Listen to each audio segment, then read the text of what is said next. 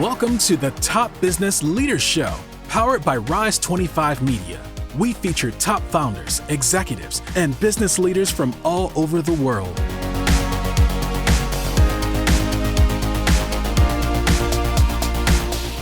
Chad Franklin here, co-host for this show where we feature top restaurateurs, investors, and business leaders. This is part of our SpotOn series. SpotOn has the best-in-class payment platform for retail, and they have a flagship solution called SpotOn Restaurant, where they combine marketing, software, and payments all in one. They've served everyone from larger chains like Dairy Queen and Subway to small mom-and-pop restaurants. To learn more, go to SpotOn.com. This episode is brought to you by Rise 25. We help B2B businesses to get ROI, clients, referrals, and strategic partnerships through Done-For-You podcasts. If you have a B2B business and want to build great relationships with clients, referral partners, and thought leaders in your space, there's no better way to do it than through podcasts and content marketing. To learn more, go to rise25.com or email us at support@rise25.com. My guest today is Jorge Llapur, co-founder and managing partner of Cuban Guys restaurants. He is a seasoned restaurant entrepreneur with over 25 years of experience in multi-unit leadership. His experience lies in driving sales through team building, effective communication, and commitment to excellence. Cuban Guys restaurants, a popular Cuban eatery known for its delicious fritas and vibrant atmosphere, is a testament to Jorge's passion for food and community. Jorge, thanks so much for joining me today. How are you? I'm doing great. Thank you for having me. Hey, I've never been to a Cuban Guys restaurant before. If I did and I walked in the door, what would I sense or experience? It's a vibrant atmosphere where we combine the speed and simplicity of the old great American fast food industry together with the flavors of Cuban food. We specialize on a line of Cuban sandwiches and Cuban bowls, and we serve it fast in a vibrant atmosphere. How would you describe Cuban food for those who you maybe don't live in a region where that's terribly popular? Well, Cuban food is very flavorful. We have our typical dishes, but we use a lot of garlic, onion, and a lot of spices to add flavor to our foods. Our popular black beans with rice or a pulled pork with mojo, and the mojo is made with sour orange that gives it a nice kick. So it's got a tropical flavor. It kind of takes you to an island vacation when you eat one of our plates. Sounds fantastic. Tell me what kind of drew you to the restaurant industry? How did you get started? Well, as I was going through high school, when I was a teenager, I I wanted a part-time job, so I went into the work experience program of my local high school, and the teacher told me that if I found a part-time job, I could be part of that program. So I went to the local Burger King, and they were hiring, and it was just a job. So I took on a part-time job. I would leave school by 1 and go to work from 1 to 5, and had a little extra cash to take the girlfriend out. And I enjoyed it so much that I thrived on it. I remember as a 16-year-old kid when I was making the sandwiches, the manager was doing inventory, and my curious mind says, "What are you doing? Why are you counting everything? What is the purpose of that? And can I help you? Teach me how to count, and I'll do it for you." And my dad is a doctor, and I wanted to be a dentist. Every time I did a career search through high school, dentistry was my goal. And I enjoyed the restaurant business so much that when it was time to graduate from high school and move on to college, I said, you know what, I'm doing with business administration. I see myself doing this for a living. I'm enjoying every minute of it. Very nice. So how many restaurants were you a part of before Cuban Guys came about? I worked, as I said, with Burger King at the beginning of my career. I stayed with Burger King for 10 years. I started as a simple uh, Whopper boy, making the Whoppers on the Whopper board, and worked myself up to general manager. I worked for a franchisee that only had 3 locations, so I kind of hit it top at that organization because he didn't have any multi-unit. So at that time, back then, Boston Chicken opened their first restaurant here in South Florida. And when I saw the concept, I liked it, and I went and applied for them, and I got a position as a general manager. And 14 years later, I was regional manager running 36 restaurants in Dade, Broward, and Palm Beach counties here in the South Florida area. I did that for a while until the entrepreneurial spirit came in and says, you know what, you're working really hard and you're doing a great job. It's time to gather everything you've learned in the restaurant industry and try your dream of having your passion food, which is the Cuban flavors, together with the systems that you've learned through working with great fast food companies, and come up with something for your own. And that's how Cuban Guys was born. Yeah, awesome. So you had kind of that entrepreneurial spirit kick in. What how did you kind of come up with, obviously it's your background. How did you come up with the concept for your restaurant? Well, I always, the frita cubana, which is the Cuban hamburger, was my favorite on the go. I would travel in my job as a regional for Boston market. I would go from store to store making visit. And even I had free chicken at my destination, I would make a quick stop in a mom and pop restaurant, Cuban restaurant, to have a Cuban frita, which is a hamburger, because I loved it. And every time I was eating there, I would say, man, one day I'm going to gather everything that I've learned and I'm going to make a frita Cuban restaurant with my experience. And that was in my mind forever, until one day I said, you know what, if you don't do it now, you will never do it. And I have my co-founders is Isaac Sklar and Enrique Santos. Enrique Santos is a local, well, not local, national now, because his show is syndicated. He's a radio show host and a radio personality. And I said, you know what, I'm going to talk to my friend Enrique and see if he wants to join me and be a part of this.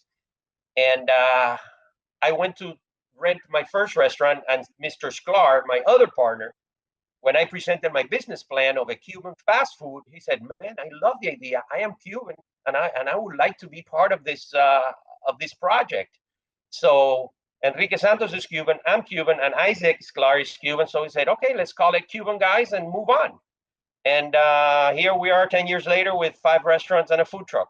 Nice. Wow, that's a great story. So you obviously probably how did you start out with one restaurant? Yes, we started with a brick and mortar in Hialeah. Isaac Sklar is an architect and a businessman. And the location I had that he was renting. He was the broker renting a location that I went to look at. He told me, "Listen, now that we're partners, I don't like this location for our restaurant.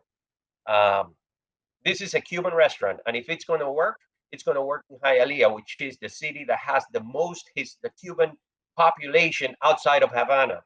Hmm. So we said, let's open down in Hialeah. And then we opened our first location at our Hialeah location, which is 10 years old. And from there, we did great the first year. Says, let's open the second one. We did great. Let's open the third one. And we're happy with what we're doing. We do great business in the communities that we are. And the long-term vision is to continue growing the brand and maybe franchising one day. Yeah, very nice. So what did you learn? So you obviously had a huge background in restaurants with Burger King and Boston Chicken, but then you this is your first time kind of running your own ship. What did you learn on maybe in those early days that even despite your extensive experience, you didn't know? Oh, you never stop learning, especially in this industry. You always say that you never stop learning, and that's so true.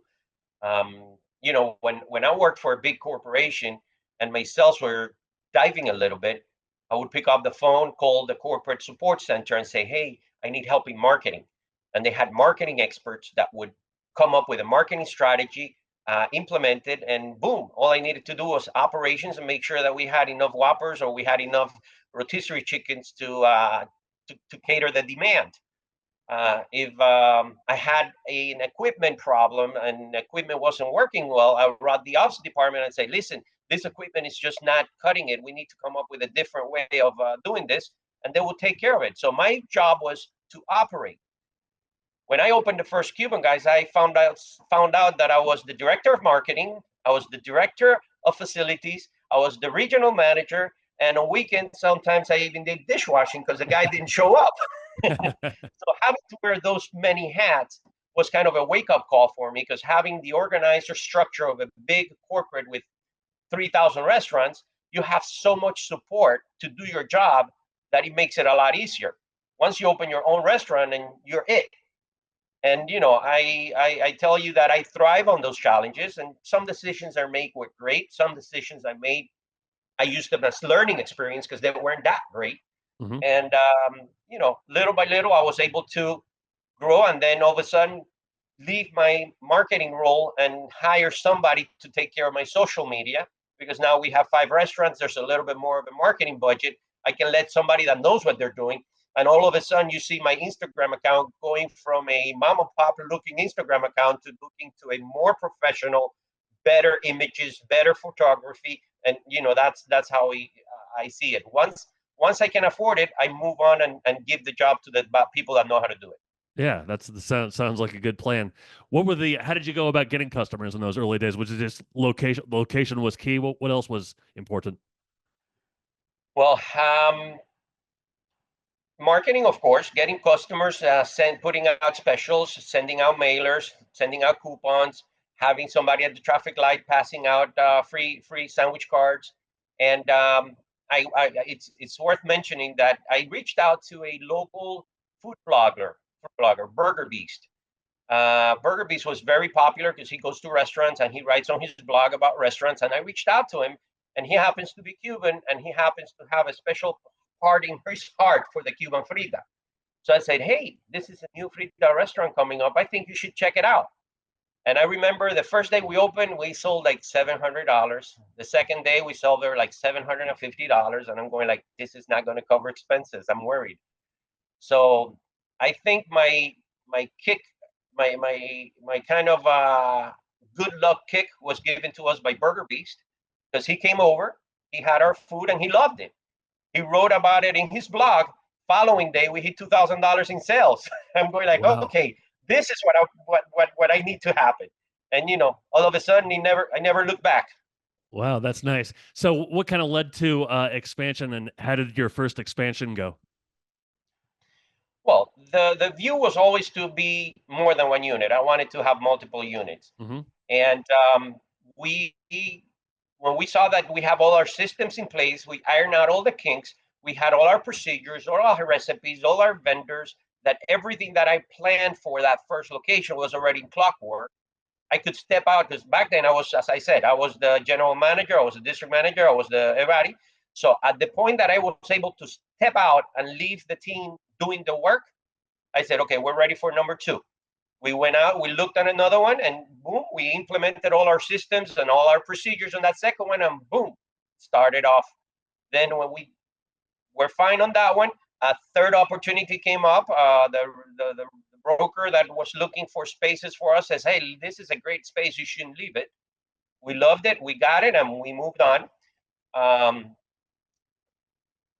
then we were able to open the ones we have. We unfortunately, through COVID, we closed two, because two of those leases were pretty hefty leases, and the way things were going, we were ready to renew the leases, and the landlord wanted to increase the rent. And the way things going and the uncertainty that we have, we Hmm. decided not to renew those leases, and we closed two locations.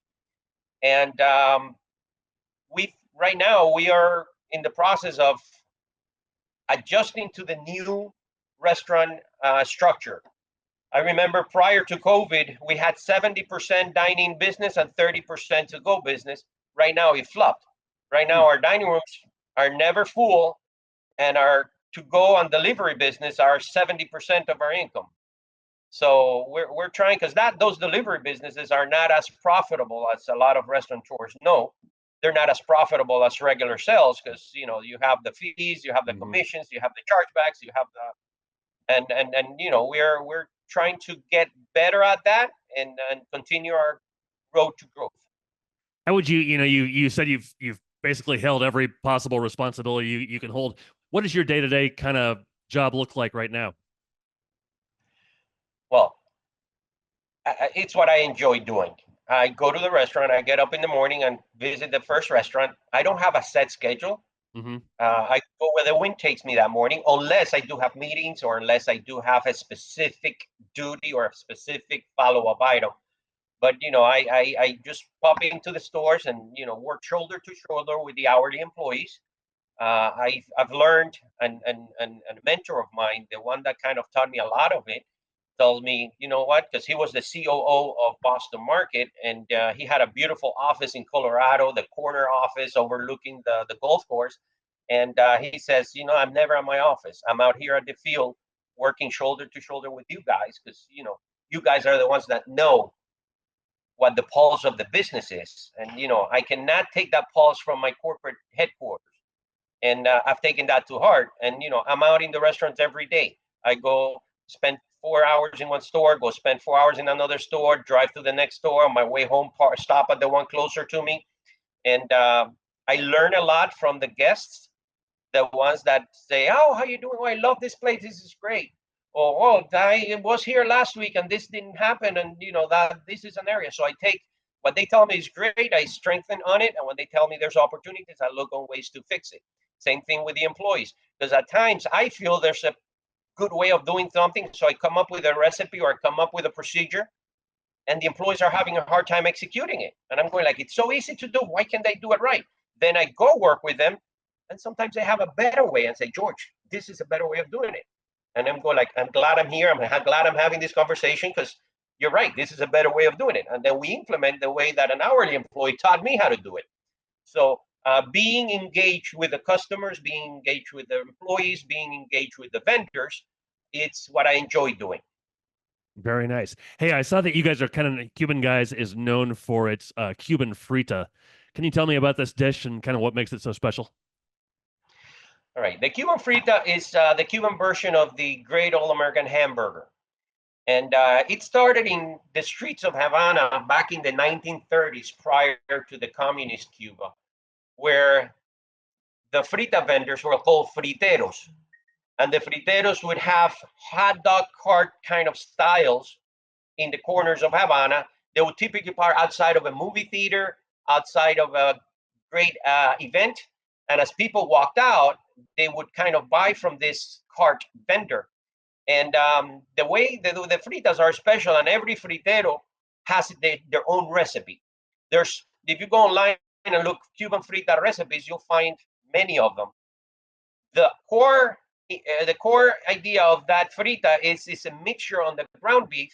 Some put pork and ground beef together and spice it up with garlic, onion, pepper, paprika, and all those spices, that the meat itself has a flavor that it's not the regular meat flavor. It's got a smoky chorizo kind of flavor that makes it special. And then we top it with julienne cut fries. We get the string fries and we shred it, and we deep fry the fries itself. And you get these shoestrings kind of shredded potatoes that we put in the sandwich. And when you bite into it, the flavor of the meat, the crunchiness of the potato sticks gives it a peculiar, beautiful flavor that I love. And that's what kind of generated our love for the frita. It's a different version of a hamburger with a flavor kick to it. It is so flavorful that we don't put lettuce, tomatoes, onion, and pickles, and all those ingredients. On a frita cubana, you'll find the beef, the onions, the potato strings, and the Cuban roll. That's it. Wow, sounds fantastic. I'm starving now, and it's only 7:15 in the morning here. Hey, is music a big part of your kind of vibe at your restaurant? Absolutely. We play Latin big beats all the time. As a matter of fact, we have Cuban Guys radio. As you said, the architect Isaac Sklar on our team is the one that designs the restaurants. I am the operator, so I operate the restaurant. And then the third Cuban guy is Enrique Santos, which is a radio host and has a radio show that plays Latin music, and he's very involved with the music industry. So we came up with Cuban Guys Radio. We have a cloud that we have our playlist of our radio songs, that the most popular Hispanic radio tunes that are playing today, plus the traditional Celia Cruz, Willie Chirino, the traditional classic of the Cuban Miami feel music plays on the background at every single one of our locations through the Cuban Guys radio. And if you want to, for those of you listening today, if you go to cubanguysrestaurants.com and click on the Cuban Guys radio link, you can listen to our Cuban music live from anywhere in the world. Nice. That's great. Why is that important? Why do you feel like that's an important part of the restaurant, to have music there like that? Well, the restaurant, aside from having great food, the experience it's a very important key factor for any restaurant. So we want to create the experience of a Cuban flavorful atmosphere. So if you go to our restaurants, the music gives it that Hispanic Latino feel. The flavor of the food complements that. The design of our restaurants, I'm Cuban American. I came to this country when I was 12, so I hold the Cuban flag and the American flag really dear and near to me, and they're both red, white, and blue. So the restaurant colors and the decorations got the red, the white, and the blue, and it's kind of a very vibrant vibe that makes part of the Cuban Guys experience authentic and makes it unique. You talked about having to adjust kind of to the post-COVID world of being a restaurant owner. What are some of the primary adjustments you've had to make as a result of, the dining room being, more empty than it used to be and more deliveries now or more takeaway orders? Yeah, it's a learning process, as any restaurant owner or operator will let you know. I remember that before COVID, a lot of customers asked for delivery, and I always told them, you know what, our food is really good when it's fresh out of our restaurant. A pizza delivery, you get a pizza and 30 minutes later that pizza is as good. Chinese food delivery, that Chinese food, that fried rice, you have it now, and 2 hours from now that rice is still good. The Cuban frita, those potato strings that are within the sandwich, the heat from the beef patty makes it kind of soggy after 15, 20 minutes. Mm-hmm. So prior to COVID, when customers says, "Oh, you guys don't deliver," I said, "Yeah, we really don't like our food doesn't travel well." And we were okay not delivering because our dining room was packed. And we were very successful without delivery. COVID hit, and you know what? If you don't deliver, you got to shut down. And we had to learn how to we have to redesign our packaging because our packaging wasn't delivery friendly. We had to redesign some of our recipes. We had to redefine the way our processes that would allow us to have that great quality food, but now it's traveling 20, 30 minutes before it gets to the customer's mouth. So we had to adjust to that. And, like in any business, you're as successful as your ability to adjust to what's ahead. Yeah, very, very nice. Those are some great adjustments. You're the first one that's told me about those kind of in depth the way you have. What are some of your plans for the future then for Cuban Guys? Well, we are thinking that we're still open here in the local community, looking for spaces. If we find a good space that would help us geographically match what we need, we would open more restaurants here locally. And then long-term plans would try to open up for franchising and come up with a franchising program that we can grow outside of South Florida through franchising. Okay, sounds good. Hey, I have one more question for you, but first, just tell me how people can find out more about Cuban Guys restaurants.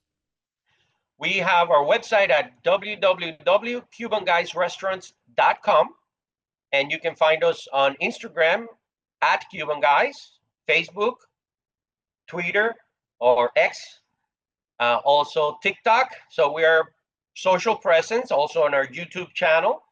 And if you're ever in the South Florida area, we would love to have you and try our steak sandwich, our Cuban burger, or our Cuban bowls, which are very, very tasty. Sounds fantastic. Hey, last question for you. So when you go to Cuban Guys, maybe as just a customer, what's kind of if you have like a go-to combination of items, what would those be? You know what? I am biased. I came up with a menu and I love them all. If I don't love it, it's not in the menu. So to me, after 10 years, I eat Cuban Guys every day. But I will kind of tell you what the most popular items are when I go through my transaction log. My heavy hitters are the Cuban burger, la frita cubana, the steak sandwich, which is a thinly sliced palomilla steak with lettuce, tomatoes, grilled onions, and Cuban bread, which is very popular. And also our Cuban bowls, which is a bed of white rice covered with home-style black beans. By the way, it's my wife's recipe because I'm not much of a good cook, but she, when we were coming up with this, she was able to give me an exact recipe that would make it in bulk for the restaurant. Then we have the chopped sweet plantains, and you top it with the protein of your choice. Vaca frita, which is shredded flank steak, is the top seller. And those are the 3 top sellers on the menu. So if you're ever at South Florida, come check it out. I'm pretty sure you're going to love it. Okay, absolutely. Hey, Jorge, it's been great to talk to you today. Thank you so much for sharing your time and all of your stories and your insights with us. Really appreciate it. Thank you so much. I've enjoyed it, and looking forward to hosting you when you're here in South Florida. Thank you. So long, everybody. Thanks for listening to the Top Business Leaders Show, powered by Rise 25. Visit rise25.com to check out more episodes of the show and to learn more about how you can start your own podcast.